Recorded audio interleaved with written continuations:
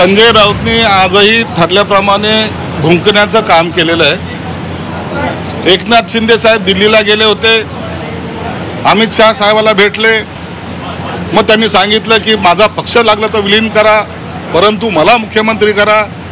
हे सगळं जे पाहिलं ना ते ना संताजी धनाजी दिसतात का काय असा एक प्रश्नचिन्ह आहे। मुळामध्ये असे मूर्खासारखे स्टेटमेंट करणं फक्त संजय राऊतलाच जमू शकतं। आम्ही जे काही त्यांना टोचलेलं आहे त्याची जखम आजही त्यांची भळवळते आणि म्हणून सकाळी उठलं का एकनाथ शिंदे, दुपारी उठलं का एकनाथ शिंदे, मेळावा असला का एकनाथ शिंदे, संध्याकाळी झोपताना एकनाथ शिंदे, मग त्यांची ती दाढी, मग त्यांचा असलेला करिश्मा, यावरच त्यांची असा एकंदरीत टार्गेट हा एकनाथ शिंदे साहेब असतात। शिंदे साहेबांनी ज्या पद्धतीनं 2.5 वर्षापूर्वी 3 वर्षापूर्वी त्यांना जी काही त्यांची भूमिका मांडली होती त्यामुळं त्यांची गेलेली सत्ता ही आजही त्यांना स्वस्थ बसू देत नाही। आमचा चान्स ह्या माणसाने हुकवला, आम्हाला सत्तेतून ह्या माणसाने खेचलं आणि हे तुम्ही अनेक भाषणातून पाहताय।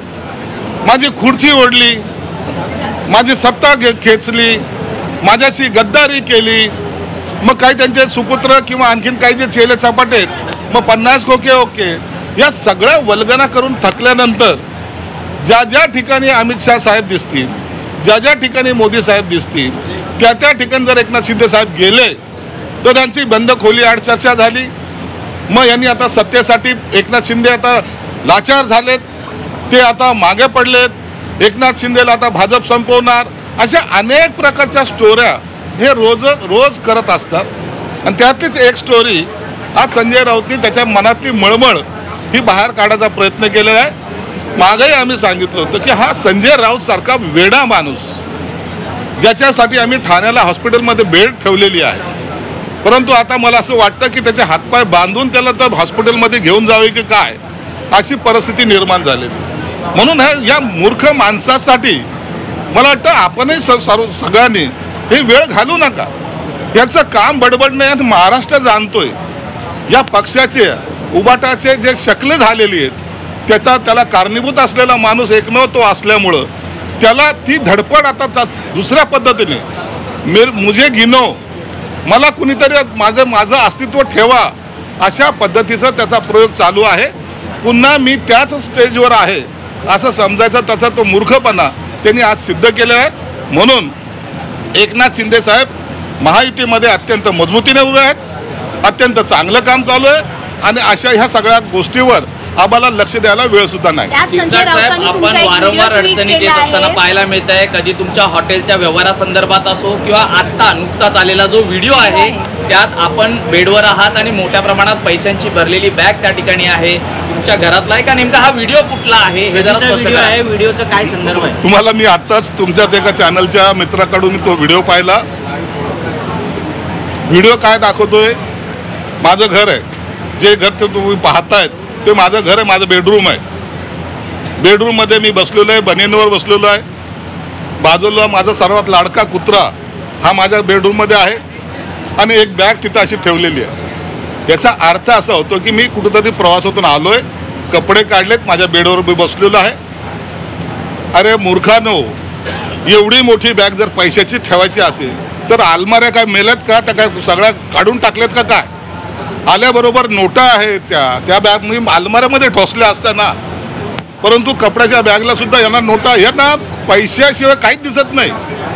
एकदा एकनाथ शिंदे साहेब विमानातून खाली उतरून त्याचे जे काही बॉडीगार्ड बॅगा घेऊन चालले होते तेही सुद्धा त्या नोटांनी भरलेल्या होते म्हणायचे। आता यांना कपडे ठेवायला काय बॅगा नाही लागत, यांना पैसे ठेवायला बॅगा लागतात, असं एकंदरीत त्यांचं वर्तन आहे। म्हणून हा कॉमन सेन्सचा गोष्ट आहे। माझ्या बेडरूममध्ये प्रवासातून आलेली बॅग अशी लटकलेली कुठं तरी ठेवलेली उभी आहे ती बॅग, बाजूला माझा डॉग आहे आणि मी बेडरूमवर आहे, याची बातमी होते। मला आश्चर्य वाटतं की अशा बातम्या करायला यांना इंटरेस्ट कसा येतो? या मूर्खपणाचं लक्षण कुठून येतं?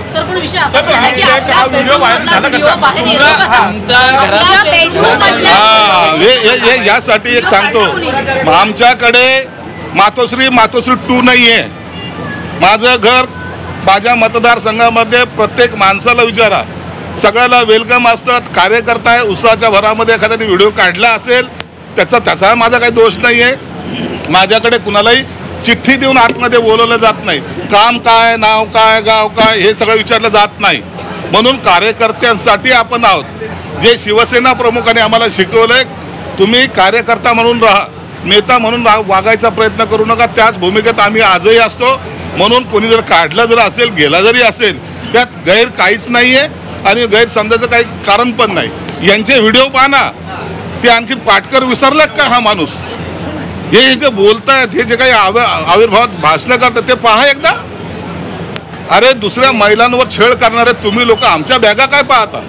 स्वतःचं कॅरेक्टर थोडंसं जपा. आणि म्हणून मला या व्हिडिओबद्दलचं आश्चर्य वाटण्याचं काही कारण नाही आहे. आणि यांनी जाणून बुजून हे असे लोक जे टार्गेट करतात त्यांना माहिती आहे की यांना उत्तर मी चांगल्या पद्धतीने देऊ शकतो. म्हणून हे टार्गेट करताना हे माझं नाव पुढे आणण्याचा प्रयत्न करतात. मला त्याचा काहीही माझ्यावर परिणाम होत नाही. साहेब, पण तुमच्या घरातला बिभीषण नेमका कोण आहे याचा काय शोध लागलाय का? कोणी हा व्हिडिओ काढलाय? जाऊ दे, असं होत असतात. मी गाडीत बसतो तेव्हा व्हिडिओ काढतात, कधी गाडीतून उतरताना व्हिडिओ काढतात. कार्यकर्ता आहे, त्याला काय विशेष आहे?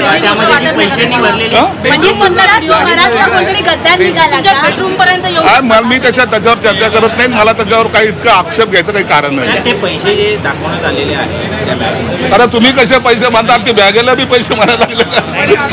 हे प्रवासातून आल्यानंतर असलेली बॅग, पैसे आहे ते तथ्य आहे का? अहो प्रवासातून आलेली ती बॅग ते दरवाजासमोर पडलेली आहे. तुम्ही कधीतरी लक्षात घ्या, अशा पैशाच्या बॅगा दरवाजात पडलेल्या असतात आणि लोक व्हिडिओ काढत असतात. काहीतरी मूर्खपणाचं लक्षण आहे आणि असं केल्यानंतर त्याचा आमच्या करिअरवर काही परिणाम होणार नाही.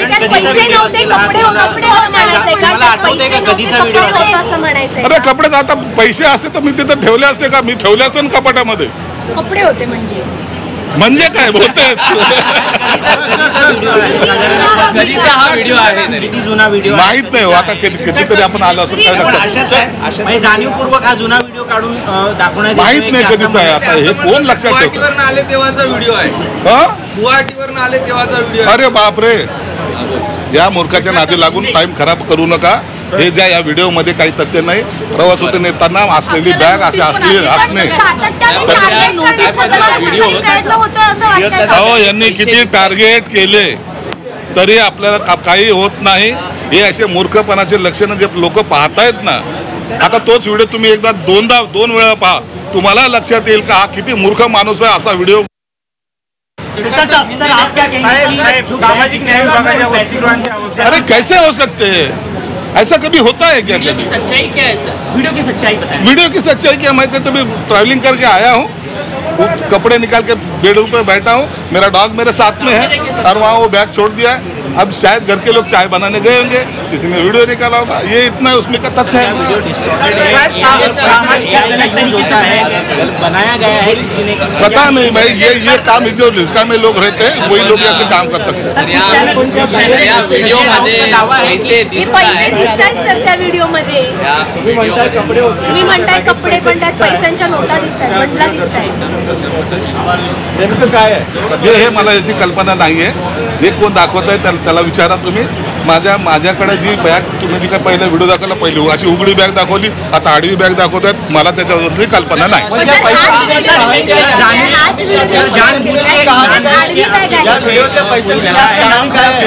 एक के बाद एक जिस तरह से आरोप और आज ये वीडियो आया है और जब सदन शुरू है, क्या लगता है इसके पीछे कौन है? विपक्ष है कि आप ही के पार्टी? अरे कोई लोगों को अपना काम अच्छा काम दिखता नहीं है. उनको लगता है कि जानबूझ के इनको टारगेट किया जाए, कुछ बोला जाए जिससे ये क्लच में आ जाएंगे, इनके ऊपर कुछ तो कार्रवाई होगी. ऐसा नहीं होता. आप काम अच्छा करो, जो काम अच्छा करता है उसी के लोग बदनाम करने की कोशिश करते हैं. इसलिए मुझे इसकी कोई चिंता नहीं है. और ये जो रिकामे लोग हैं जिनको सिर्फ लोगों के एंगल से फोटो देखना, कौन क्या कर रहा है, दूरबीन लगाना, यही ये लोगों का धंधा है. और इसके लिए मैं उसके ऊपर ज़्यादा कमेंट्स नहीं करता. बाहर आते हैं और उसको विपक्ष के पास पहुंच जाते हैं, इसको आप कैसे देखते हैं? उसके बारे में मैंने कह चुका हूं कि ये जो है किसी ने निकाला होगा, पता नहीं. कोई कार्यकर्ता आते रहते जाते रहते. किसने निकाला उसके बारे में मुझे जानकारी नहीं। थाने में आपने कुछ बेड भी आरक्षित रखी है, किसके लिए की है, कैसे क्या आगे क्या थाने में आपने कुछ बेड आरक्षित रखी है संजय राउत के लिए? थाने में? हाँ, थाने में तो रखी है ना। तो वो जो थाने में हमने तो पहले देखो इसको पागल बन के दौरे आते रहते। हमने पहले भी कहा कि थाना में जो पागल का जो अस्पताल है उसमें उसके लिए एक बेड रखा है, लेकिन अभी हमें अभी लगता है कि इसको पकड़ के जकड़ के बांध के लाके इसको एडमिट करना पड़ेगा। इसलिए इसके बारे में ज़्यादा सोचो मत। ये बेवकूफ़ी भरे ऐसे वीडियो दिखा के, अरे 5-25 लाख रुपए का वीडियो क्या दिखाता है ये? इसमें क्या मिलने वाला है? दिल्ली में भी नहीं, अगर वो उसमें का दिख भी रहे हैं तुमको, इसमें क्या है? क्या कुछ है? कुछ भी दिखाने का, कुछ तो भी किसी को बदनाम करने का ये साजिश उसको चलती आ रही है, और इसके ऊपर उसका पेट पानी चलता है। पेट जो भरता है, खाना जो खाता है, यही कहने से ऐसे कारनामे की वजह से उसका पेट भरता है, और वो जिसका पेट भरने के लिए वो करता होगा, बेचारे को हमारा शुभेच्छा है। उसी के बाद इस तरह के आरोप हो रहे हैं। वो कह भी रहे हैं कि अमित शाह से क्या क्या बात हुई, संजय राउत। देखिए एक बात ख्याल में रखो, एकनाथ शिंदे साहब जब भी दिल्ली में जाते हैं, एकनाथ शिंदे साहब जब भी मोदी साहब को मिलते हैं, एकनाथ शिंदे साहब जब पूना में अमित शाह साहब को मिलते हैं, उस टाइम इनके पेट में जो दर्द होता है उसके वजह से इनकी जो बातें दोनों में आपस में होती है उसके बारे में भी इनके कमेंट चालू रहते हैं। एकनाथ शिंदे साहब ने अमित शाह को ये बोला है कि हमारी पार्टी हमें विलीन करते हैं, लेकिन हमको मुख्यमंत्री पद दो। ये बातें, ये बेवकूफ़ जैसी बातें सिर्फ संजय राउत ही कर सकता है। हमने जो उनको दर्द दिया है 3 साल पहले, जो उनको चुभन हो रही है, वो आज भी ठिकाने पे नहीं आए। उनके नेता भी हर टाइम सवेरे शाम रात दोपहर एकनाथ शिंदे नाम की माला वो जप रहे हैं, और उनको टारगेट करने का जो भी चांस मिलेगा वो टारगेट करने की कोशिश कर रहे हैं, लेकिन इसमें वो कामयाब नहीं होंगे। सर पैसे तो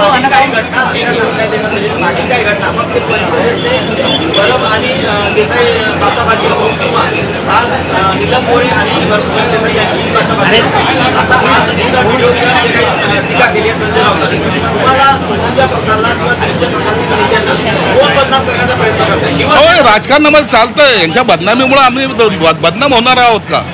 आम्ही मर्दासारखे लढणारे आहोत, आम्ही पळणारे नाहीत। आम्हाला गरज नाही पडत अशी, ज्याच्या मागं धाव त्याच्या मागं धाव, कधी सिल्वर ओकवर जा, कधी आणखीन पुन्हा राहुल गांधीला भेटायला जा, कधी आणखीन कुठं जा, हे धंदे आम्ही केलेले नाहीत। आम्ही जे करतो बजावून करतो, ठोक बजा के। तर संजय शिरसाट यावेळी बोलत होते, त्या बॅगेमध्ये कपडे होते, पैसे नाही असं शिरसाट यांनी म्हटलंय। नाहक बदनाम करण्यासाठी असे व्हिडिओ काढले जात आहेत। व्हिडिओत दिसतंय ते माझंच घर आहे, माझीच बॅग आहे, मात्र त्या बॅगेमध्ये पैसे नाहीत, कपडे आहेत असं शिरसाट यांनी म्हटलंय। संजय राऊत नेहमीच असे दावे करत असतात, मात्र राऊतांनी आधी स्वतःचं चारित्र्य जपावं। पैसे असते तर तिथे ठेवले असते का, असा सवाल सुद्धा शिरसाट यांनी उपस्थित केला।